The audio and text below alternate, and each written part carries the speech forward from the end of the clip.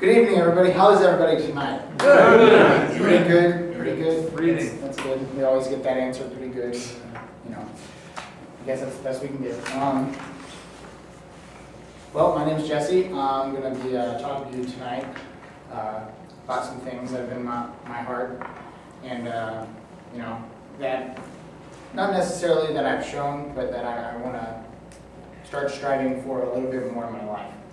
But first, I want to make sure that everybody knows that this is not my message. This is somebody else's message. And let's talk to him right now. Lord God, just thank you for today. Just thank you for all that you do and all that you are. God, be with me as I speak this message. It may just be for class, and that's all great and dandy, but you know, it's still preaching, and we still want to take it seriously. Lord God, I just pray that you would help me give my best and my all. Lord, I just pray for your Spirit to fill me and to toss away any distractions that I might have. Lord God, just thank you for your Son, Jesus, who died on the cross for us. In your name, in your Son's name I pray. Amen. Amen. All right. So, recently, I got a job at a really cool restaurant called Chipotle. Yeah. Woo! I thought I was going to have it, so I didn't say it instantly. But at this job, Chipotle, they have a vision that is to make a team of top performers to achieve, or empowered to achieve, high standards. Now, not only does that vision kind of catch your attention, and it kind of is like, well, that's kind of a good vision, but not only does their vision kind of catch your attention, it's also how they run their company. They don't just say it, they actually do it, and they actually achieve their high standards, and they actually put forth the effort to do so. I'm sure that, you know, I think Brooke has worked at a Chipotle before, and he's had different experience than I have with Chipotle, but it's all the same. I think that the general company has this passion to do the best that a restaurant can do. I think that's actually in their purpose statement, is to be the best restaurant that there is. And working at Chipotle, I've really been able to understand that, because whenever you go there, they have no GMOs in the products. They have no RGBHs in any other dairy, and they have a very quick and concise way to get in and out and to prepare the food. All right. But, you know, Chipotle does their best, the best that they can, to be a great restaurant. And as many of us, I kind of heard whenever I first brought it up, they kind of agree. You know, who is here has eaten Chipotle? Yeah. Right. It's really good food. It is. Do you think it's probably the best food that you've eaten at a restaurant anyway? At a fast food restaurant. At a casual fast food restaurant? Yeah. Probably the best out there? Oh yeah. It's really good for you too, I think. Might give you a little gas, but you know, all good things come with consequences, I suppose. But you know, Chipotle does their best. So tonight we're going to talk a little bit more about that in Mark 12 and verses 28 through 31. So in Mark 12 verses 28 through 28 through 31, we see here that there are some people, some teachers and Pharisees and such. These people are questioning Jesus about a whole bunch of other things because they think that they can stump him. So in verse 28, it starts, one of the scribes came and heard them arguing, recognizing that he had answered them well, and asked him, "What commandment is foremost of all?" Jesus answered, "The foremost is, 'Hear, O Israel, the Lord our God is one Lord. And you shall love the Lord your God with all your heart, and you shall love the Lord your God with all your soul, and you shall love the Lord your God with all your mind, and you shall love the Lord your God with all your strength.'" The second is this, is that you shall love your neighbor as yourself. There is no greater commandment than these. Now, as much as I would like to talk about the oneness of God and how great He is and how He is the one that we are to love and all that goes with that, and I would love to talk about how we should love our neighbors as ourselves, the people around us, and how we should not only love God, but also love the people that are around us and the people that are brothers and sisters and not brothers and sisters. I'm going to focus on the verse 30 where it says, you know what, let me have 4 volunteers to come up here. Jacob, Jared, Calvert, and Talon. All right. So we're going to go from, how do you read on the page? We're going to go Jared, Jacob, Talon, and Calvert. I'm pretty sure that's right. Is that right in order for the verse? All right. So whenever I'm reading this verse, whenever I get to your word or your sentence or whatever, I want you to hold it up as high as you can. Okay? Give it your best. Give it your all. All right? All right. So, and in verse 30 it says, you shall love the Lord your God with all your heart, and with all your soul, and with all your mind, and with all your strength. All right. So, you should love the Lord your God with all your heart, your soul, your mind, and your strength. All right, guys, you can set those over there. Try to put them in order from left to right on that little table, the singing table back there. Thanks, Jared, for carrying Jacob since he was not strong. It's all right. Heart, soul, mind, and strength. These are 4 things in our life that I think apply to every aspect. The heart, the innermost part of our being. The part that only we see and only God sees. The things that we say and do that only God knows. Our soul, our passions, our gifts, our talents, and all that goes with those things. Our mind, the knowledge we learn, the knowledge we know, and the most important part about knowledge is the knowledge that we apply to our lives. And strength. Our actions toward others. Well, I guess I am getting into the love your neighbor kind of a little bit. Your actions towards others, yourself, and how you can endure hardship.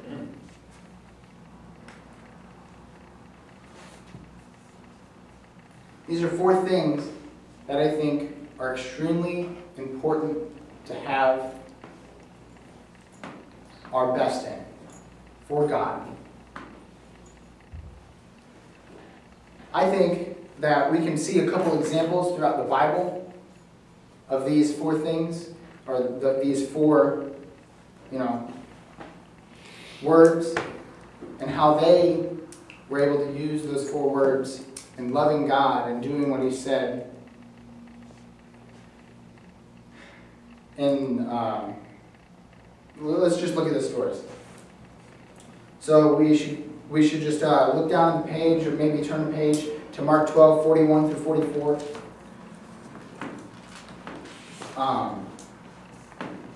We can read in Mark 12, 41 through 44. Hopefully we're all pretty close to that. And it says, and he sat down at the treasury and began observing the people, where people were putting money into the treasury. And many rich people were putting in large sums. And a poor widow came up and put in 2 small copper coins, which amount to a cent. Calling his disciples to him, he said to them, truly I say to you, the poor widow has more than all these contributors to the treasury. For all they put out of their strength surplus, for all put in out of their surplus, but she out of her poverty, but put in all she owned and all she had to live on. Do you think she gave all of her heart? Do you think she gave all of her soul and her mind and her strength by giving that one little penny to the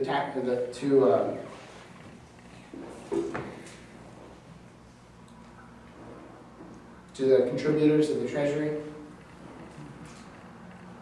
It took her everything. She gave it all.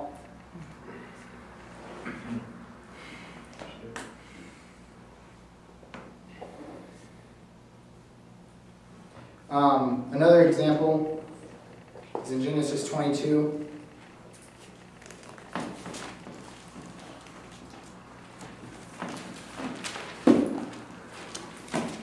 Genesis 22, we have Abraham, and God is testing Abraham, and we can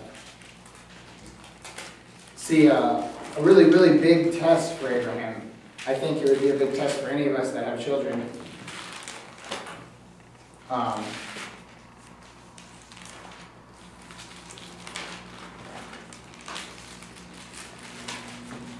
So in Genesis 22, we're going to read verses 1 and 2 and verse 8 and verse 12.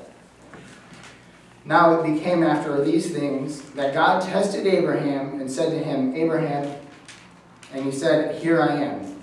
He said, Now take your son, your only son, whom you love, Isaac, and go out to the land of Moriah and offer him as a burnt offering to the one of the mountains, of which I tell you. So, in the next few verses, it tells him about how he packed up all his stuff, he got his son, and they started towards the mountain. And they got there, and their two servants that they brought with them was kind of nervous about, where's the lamb, because they don't technically have it. So, in verse 8, we see that Abraham said, God will provide himself a lamb for the burnt offering of my son, or burnt offering my son, whenever his son asked where the lamb was. So the two of them walked together. And you can see in verse 10 that he was going to kill his son. He was going to give his son up because of God and because he loved God and he obeyed him. And he was going to give it all for God, to love God and do what he wanted. Verse 12 it says, though, he said, Do not stretch out your hand against the lad, and do nothing to him. For now I know that you fear God, and you have not withheld your son, your only son, from me. Abraham didn't withhold anything. He gave it his all. He gave it his all. Another example of this, of giving our all, is in Acts 7.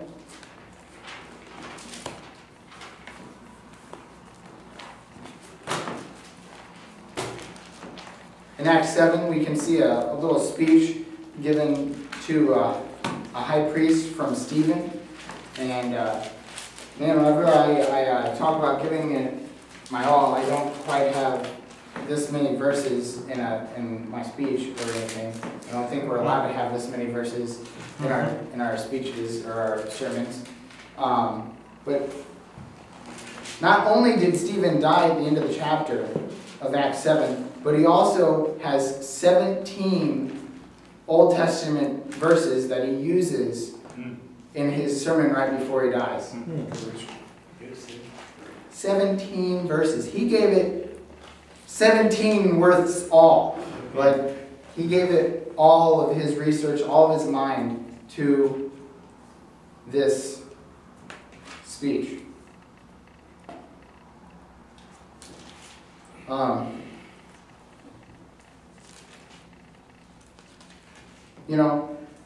I may not have spent a lot of time in the Bible, but the real message here from Mark 12 is exampled throughout the Bible and should be exampled in our lives. We can see that in 1 Corinthians 10:31. You don't have to turn there. I thought I turned there. 1 Corinthians 10:31 says, "Whether you eat or drink and whatever you do, do all for the glory of God." And we'll also go to Ecclesiastes 9:10, because I think these two verses kind of go together. "Whatever your hands finds to do, do it with all your might, for there is no activity or planning of knowledge or wisdom in Sheol where you are going." So do it all for the glory of God, and do it with all of your might. Just like Mark 12 says, with all of your heart, with all your soul, with all your mind, with all your strength.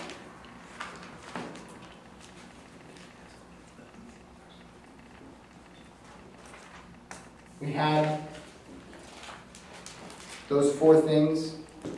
We have different aspects of those four things that connect to each and every one of our lives. And I like to ask a question for myself, mainly, but also for everybody here. I suppose you can ask this question, but I'm going to ask it, and then I'm going to ask you to ask it. I'm going to ask myself right now out loud, am I giving God my all? Do I think so? No. I need to do better. So, let's ask that right now to ourselves out loud. Am I giving God my all? Let's do it again. Am I giving God my all?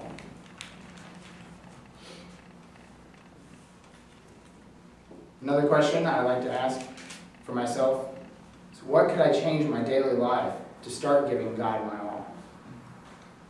What could I start to change in my life with my heart, with my soul, with my mind, with my strength, to give God my all?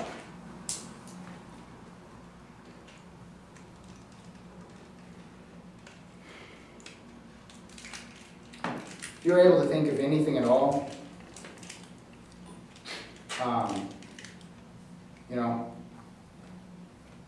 and I want to make this clear that those four things and those four sentences that I came up with aren't the actual exegetical meanings of Mark 12:28 and 29 and 30, or mostly 30. But they are, I think, applicable and secondary meanings, if anything. But I would like us all to think about these verses that I've read, and I don't even feel like I give my all with this sermon in preparation. I've been thinking about this for weeks on end, and I don't even think if I could give it my all, it would be good enough. But I want to ask you guys, if you were able to think of anything at all whenever you ask those two questions to yourself and also to me, that when we leave, after Dr. Joe and Rufus are done with their other stuff, that we just write it on what applies most back there on the boards. There's only 3 markers, but I just kind of want to see,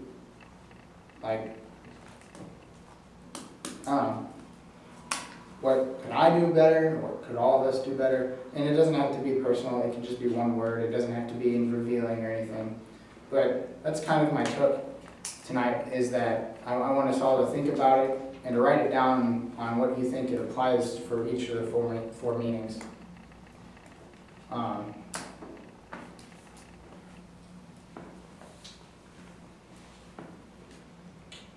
all I have. All right.